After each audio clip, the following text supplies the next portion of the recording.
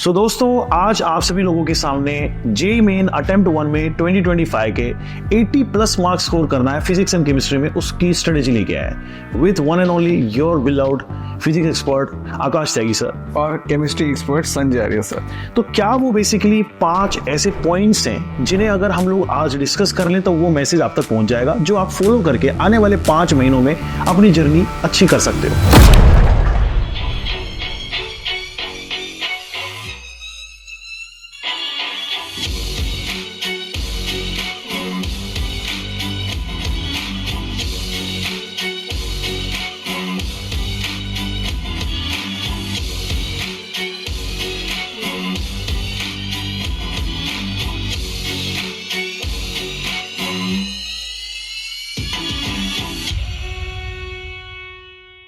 सबसे पहले आकाश त्यागी सर से पूछते हैं कि फिजिक्स में नोट्स का क्या इंपॉर्टेंट रोल है, नोट्स कहाँ से बनाने हैं, कौन सी किताब फॉलो करनी है नोट्स के पॉइंट ऑफ व्यू से, क्या पढ़ना होता है थियरी वाइज, प्रैक्टिस की बात अभी नहीं कर रहे सर, आप बताइए। ठीक है, नोट्स पे तो यार बिल्कुल शॉर्ट में खत्म करते हैं। नोट्स मेरे ख्याल से यार मेरे को लगता है कि सारे नोट्स बनाने की जरूरत है। ऑलरेडी जीन्स की क्लास चल रही है, बहुत सारी क्लासेस हैं, आपके पास अलग से भी नोट्स हैं, नोट्स बहुत अवेलेबल है। उन नोट्स को लो, उनसे रिवाइज करो सो दैट जल्दी कंप्लीट कर पाओ। जहाँ जरूरत पड़े उसको फिर वो आप सर्च कर लो। तो ये आपके पास बहुत सारी बुक्स रहेंगी, वहाँ से भी निकाल सकते हो। और मेरे ख्याल से मेरा रिकमेंडेशन ये है कि नोट्स आप मिनिमम ही रखो, सिर्फ वो नोट्स बनाओ जो आपको जरूरत पड़ती है। तो शॉर्ट नोट्स से भी शो कर सकते हो डायरेक्टली।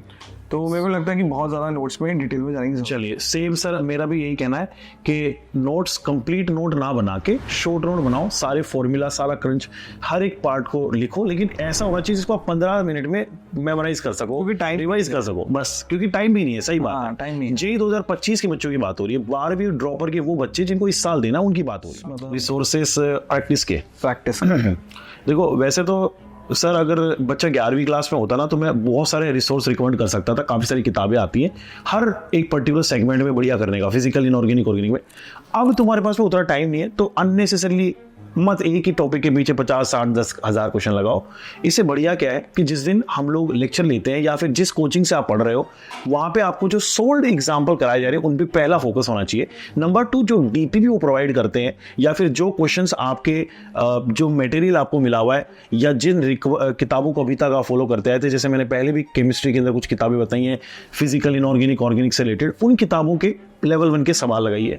जब आपको ये कॉन्फिडेंस आ जाए कि हाँ सर जेईई मेन के लेवल के सवाल बन रहे हैं तो पीवाईक्यूज लगा लीजिए। वो मतलब एक तरीके से एकदम 100% एश्योरिटी हो गई आपकी कि हाँ अब आपको ये सवाल आते हैं। तो प्रैक्टिस में मेरा भी सिंपल है, मतलब एक तो सबसे पहले मेरा लाइक टॉप प्रायोरिटी पीवाईक्यू है, बट पीवाईक्यू रटना नहीं है, अच्छे से लगाने, उसमें समझना है, उसको ये समझना है कि पैटर्न क्या है। सेकंड पॉइंट जो मुझे लगता है कि यार थोड़े से एडिशनल क्वेश्चन डीपीपी बेस्ट है, और वहाँ से फंसते भी क्वेश्चन डायरेक्टली बहुत, और थोड़े वो डिफिकल्ट प्रॉब्लम अगर मिल जाते हैं तो बेस्ट है वो, क्योंकि वो आपको एक्सप्लेन करते हैं कॉन्सेप्ट को थोड़े बड़े वे में। जैसे एग्जाम्पल के तौर पर बहुत सारे आपको मिल ही जाएंगे, तो वो आप लगाओ।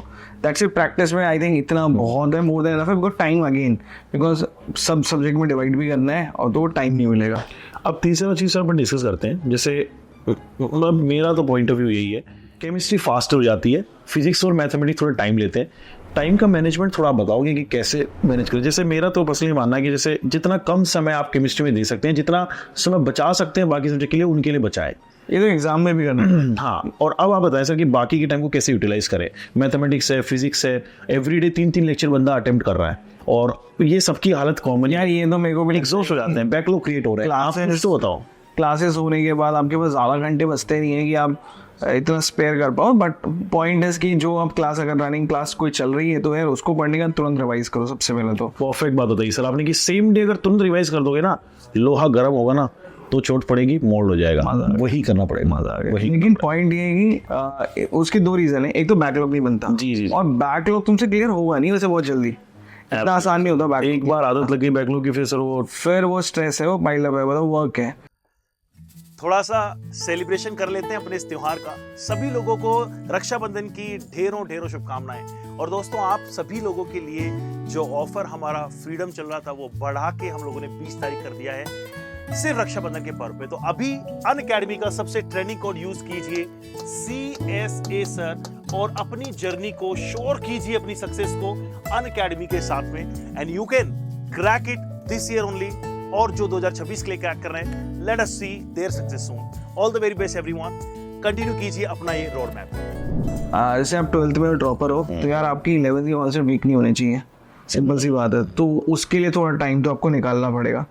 और मेरे को लगता है कि फिजिक्स के अंदर मैं सिंपल सा बताऊं तो यार 11th की बहुत सारे कॉन्सेप्ट ना 12th में लगातार लगते रहते हैं। Correct, तो one of the best way कि भाई यहाँ पर टाइम मैनेजमेंट करने का, इलेक्ट्रोस्टैटिक का प्रॉब्लम आया, वहाँ पर कुछ काइनेमेटिक्स यूज हो रखा, तुरंत 11th का काइनेमेटिक्स पढ़ लो, रिवाइज करो, खत्म।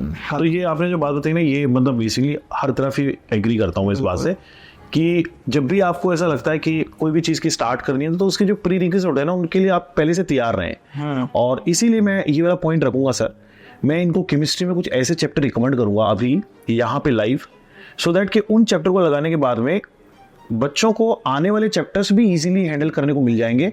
और इनसे तो सवाल आने ही आने हैं। पीरियोडिक टेबल, बॉन्डिंग लगा लो, इनऑर्गेनिक पूरी कंप्लीट हो गई। ब्लॉक केमिस्ट्री के ट्रेंड पता लग जाएंगे पीरियोडिक टेबल से, और केमिकल बॉन्डिंग की प्रॉपर्टीज यूज करके जो इंपॉर्टेंट कंपाउंड्स होते हैं उनकी प्रॉपर्टी सीख लोगे। ठीक है, ये था इनऑर्गेनिक। फिजिकल के अंदर मोल कंसेप्ट तगड़ा कर लो। मोल कंसेप्ट तो दुनिया जहान में यूज होना ही होना है। इक्विलिब्रियम से रिलेटेड क्वेश्चन करेंगे, आसान चैप्टर है। सोल्यूशन बहुत आसान चैप्टर है। ऐसे चैप्टर को फॉलो करो जिनमें बहुत सारी कनेक्टिविटी है। मोल कंसेप्ट अकेला redox reaction, solutions, equilibrium, kinetics हर जगह पे यूटिलाइज हो रहा है, उसे यूज करो। इसी तरह से ऑर्गेनिक केमिस्ट्री में जीओसी, हाइड्रोकार्बन जैसे चैप्टर को अच्छा कर लोगे, सेम रिपीटेटिव मैनर है ना, वो सारे चैप्टर में दिखाई देता है। अब आपकी बारी सर, ऐसे ही आप भी इनको रिकमेंड कर दो। बिल्कुल सिंपल सा माहौल बन जाए। वो एक चीज है कि जैसे बेसिक ऑफ मैथमेटिक्स हो गया, आपका वेक्टर हो गया। अब वेक्टर आपने अप्लाई कर लिया काइनेमेटिक्स, तो आप काइनेमेटिक्स अगर आप नहीं करते तो आगे के प्रॉब्लम में सब जगह फंस जाओगे। प्रोडक्ट मोशन की इक्वेशन ही नहीं आती, वहां पर इलेक्ट्रोस्टैटिक क्वेश्चन नहीं बनेगा। तो मेरे ख्याल से ये 2-3 चैप्टर है। और प्लस सबसे इम्पोर्टेंट वर्क, पावर, एनर्जी, मतलब वो तो मेरे को लगता है कि बार बार करते रहो रिवाइज, बिकॉज वो आगे हर जगह बार बार अलग अलग तरह से लग रहा है। फिर ऑसिलेशन एंड वेव्स, वो बहुत इंपॉर्टेंट है, बिकॉज उसके बिना फिर वो आता भी बहुत हाई मार्क्स में, और वो आगे भी उसकी क्वेश्चन है हर जगह यूज होती है। तो ये 3-4 चैप्टर 11th के ऐसे जल्दी से रिवाइज कर लो, प्लस करंट इलेक्ट्रिसिटी। अब चलते हैं नेक्स्ट पॉइंट पे। आखिरी पॉइंट है, सेशन वाइंड अप करेंगे। आखिरी पॉइंट ये सर कि अपार्ट फ्रॉम एकेडमिक ऐसी क्या डेली रूटीन की एक्सरसाइजें रखें ताकि हम लोग एग्जाम में बहुत फ्रेश फील करें, बहुत अच्छे से हम लोग एग्जाम दे पाए, हमारे अंदर से एफिशिएंसी बाहर ला। वही क्या रहती है आप बताएं। जब तो तैयारी करता तब तेरी क्या रहती थी, फिर मैं बताता हूँ। मैं तो सर जनरली मेरा स्केड्यूल ऐसा सेट करता था कि मैं कभी भी दिन में सोऊं नहीं। मतलब जिस समय एटलीस्ट एग्जाम होता है उस समय मेरे को सोना ना पड़े या ना मुझे नींद आए। वेरी गुड, ये सबसे पहला पॉइंट मेरा था। मेरे ख्याल से काफी इंपॉर्टेंट है, बिकॉज कह रहा हूँ स्लीपिंग आवर्स आपके बहुत मेंटेन रहनी चाहिए। एग्जैक्टली, रूटीन बन जाता है, आपको आदत है तो आपकी बॉडी टेंड करेगी उस तरफ जाने के लिए, सोने के लिए। और तो दिन में सोने वाले बहुत डेंजरस है, बहुत डेंजरस, कभी नहीं सोना चाहिए। और देखिए सर, वैसे तो कोई बंदा तो पावर नैप ले सकते हैं, लेकिन आदत नहीं बन। ब्रेक लेना इज अ डिफरेंट थिंग। और अच्छा, ब्रेक से बहुत अच्छी बात बताई सर आपने। हमेशा जब लगातार 2 घंटे 3 घंटे पढ़ाई करें तो डेफिनेटली ब्रेक लें। 10 मिनट का ब्रेक लें, 5 मिनट का ब्रेक लें, मेडिटेट करें, उस चीज़ को तो रिवाइज करने की कोशिश करें, बाहर जाएं, थोड़ा रनिंग के लिए जाएं, वॉकिंग के लिए जाएं, थोड़ा एक्सरसाइज इनपुट दें, लेकिन अपने आप को रिफ्रेशिंग स्टार्ट की तरफ जाएं। उससे आपकी 100% एफिशिएंसी बाहर आएगी। मेरे को भी लगता है थोड़ी सी हल्की सी फिजिकल एक्टिविटी जरूर मेंटेन रखें। एब्सोल्युटली, नॉट कि भाई बिल्कुल ही प्रॉपर जिम चले गए, ऐसा भी नहीं। नहीं, वो रिक्वायर्ड भी नहीं अभी। हाँ, थोड़ा बहुत हल्का हल्का कर लिया, बिकॉज सब अपने अपने लेवल पे करो, पर थोड़ा सा करो। करेक्ट। मेडिटेशन एकदम मतलब सबसे सस्ती तरीका है कि आप आराम से बैठ के थोड़ी देर मेडिटेट कर लो, विच इज वेरी इजी और फोकस भी बढ़ाता है। तो दोस्तों, ये 5-6 पॉइंट जो हमने बताए इनको यूटिलाइज करो और अप्लाई करो, और wishing you all the best. मेरा ये मानना, आप जल्दी ही 80 आ जाएंगे, 80 प्लस स्कोर करेंगे आप। लेट्स क्रैक इट, कर दो यार।